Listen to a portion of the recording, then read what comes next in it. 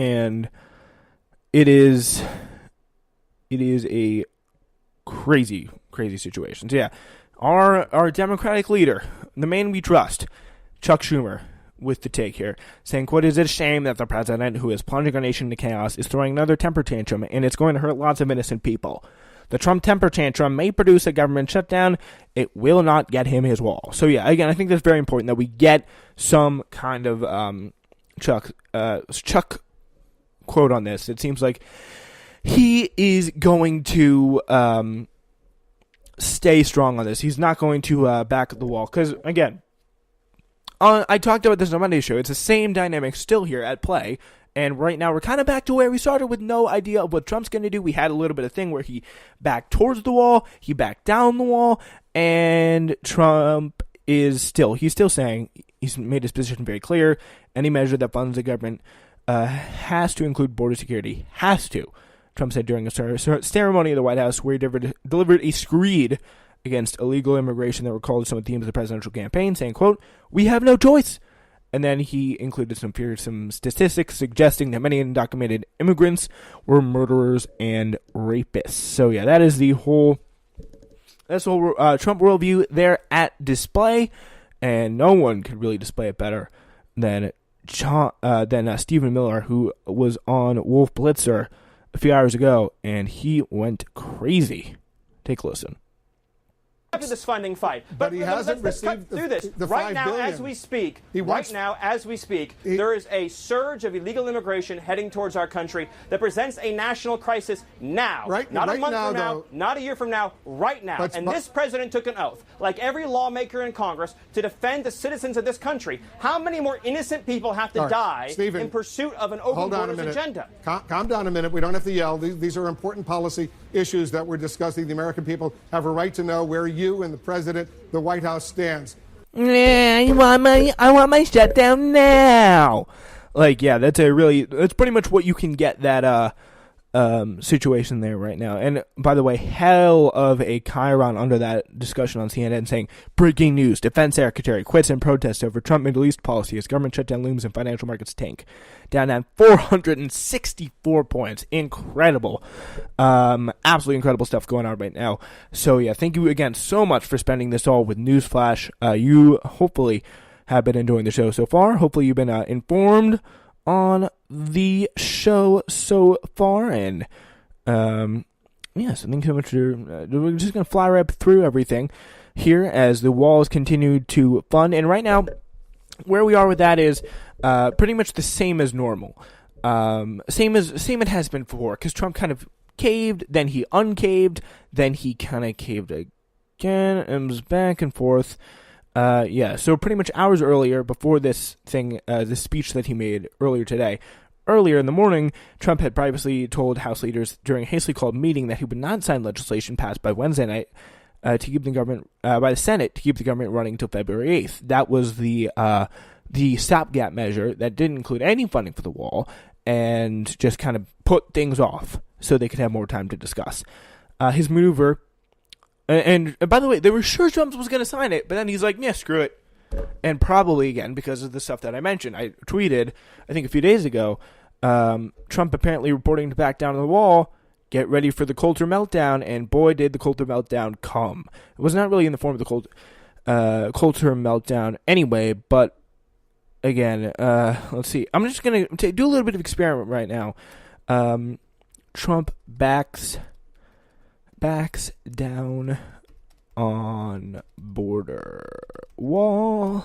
Type that into YouTube, and we are going to see what I get.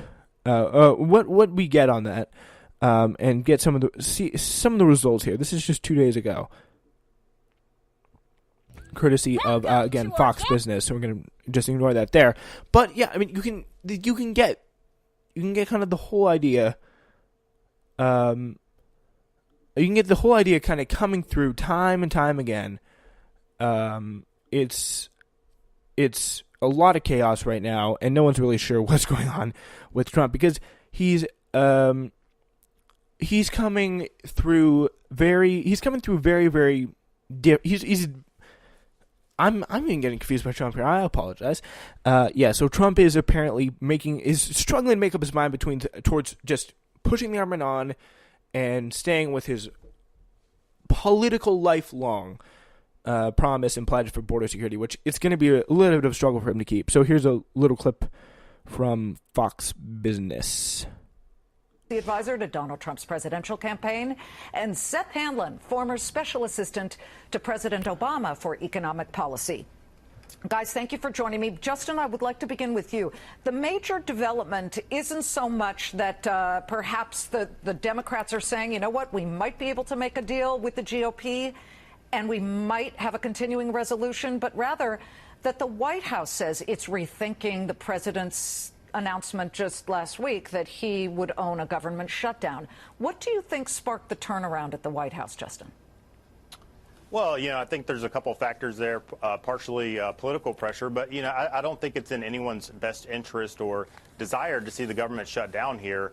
So I think that's probably part of it, and the president certainly fashions himself. All right, so this is not as exciting as I was anticipating it to be, but, there's a great article on The Hill that kind of exemplifies what Trump's been facing here, as we got Michelle Malkin telling Fox News, saying, quote, with this devastating quote here, well, I'm not going to sugarcoat it. I'm not going to spin it. I wish I could, but I can't. This is a cave. This was a blink, saying Trump kind of backing down to the Democrats passing the Stop Yet bill without the border funding, or suggesting that he would back down. Fox and Friends co-host Steve Doocy suggested that Nancy Pelosi and Chuck Schumer won after the White House on Tuesday said it was taking the border wall funding up from the negotiating table with the Democrats, saying, quote, we have to hold the Republicans accountable, particularly Mitch McConnell, who's been in office since 1984, has never been able to get this deal done because he was afraid of a shutdown. But now look at what the White House is forced to do. Scrounge around for $600 million in the defense budget in order to force a puny 100 miles as if border security is an afterthought. So, and they're very mad about that.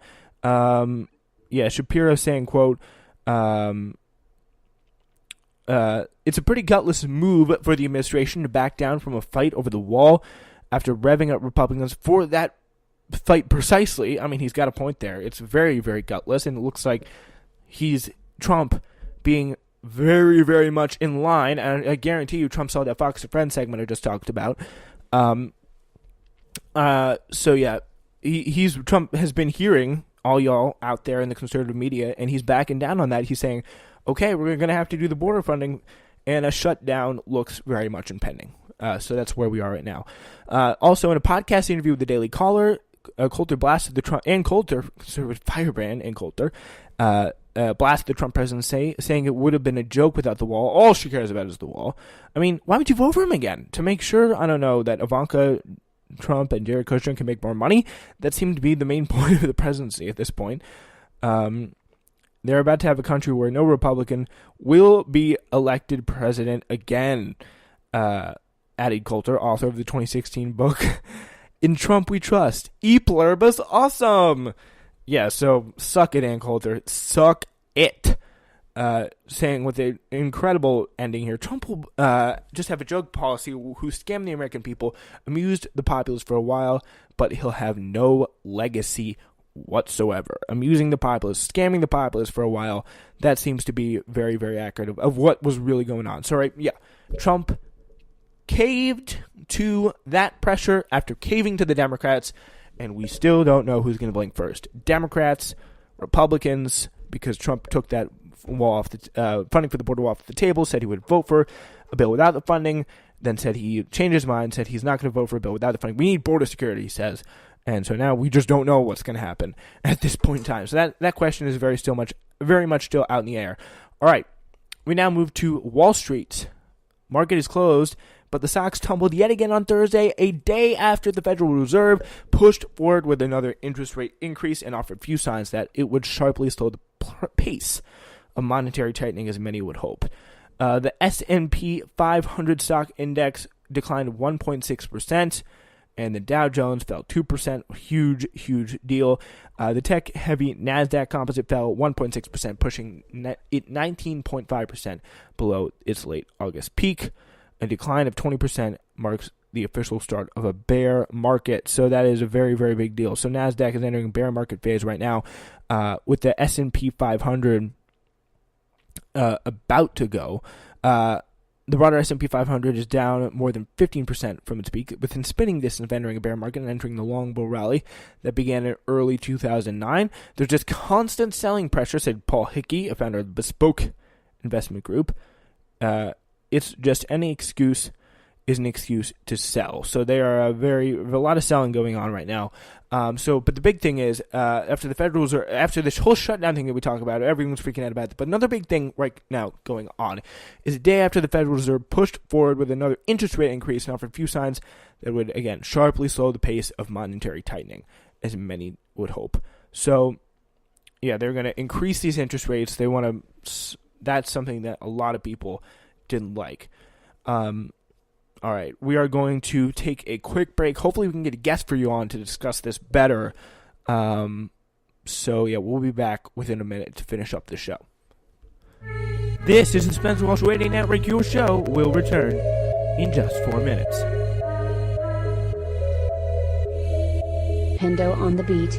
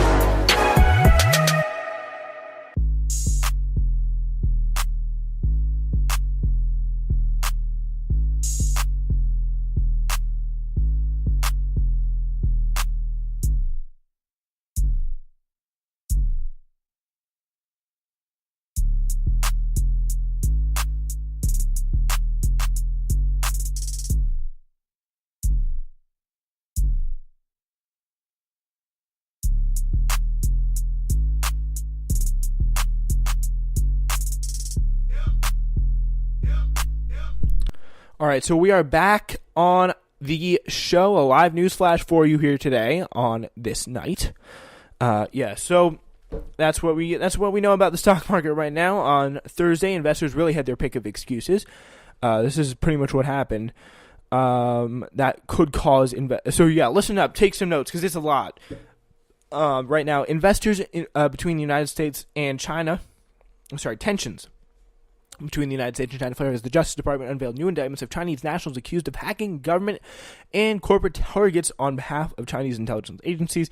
Shares of technology companies, so that's again, China trade is a big problem. Shares of technology companies, increasingly the epicenter of the confrontation between China and the U.S. over trade, fell sharply. Amazon, Apple, and Microsoft were all down over 2%, more than 2%. Elsewhere, President Trump again raised the specter of a federal government shutdown. Crude oil extended its slump, sending energy stocks sharply lower. S&P energy sector led the declines in the S&P 500. That energy stuff is not doing well for them, which is a little surprising because Trump's been friendly. But overall, there's a lot of chaos going on with OPEC, which is not good for them, obviously. American benchmark crude oil prices tumbled 4% more, pushing the price of a barrel of West Texas intermediate crude oil to nearly 46 a barrel. So that's among the reasons why this market is going down. So yeah, again, big closes. And that, again, is something that Trump's going to have to take responsibility for. And I think truth of this is further coming to reveal again and again and again. We're seeing this again. Obama started the rally with like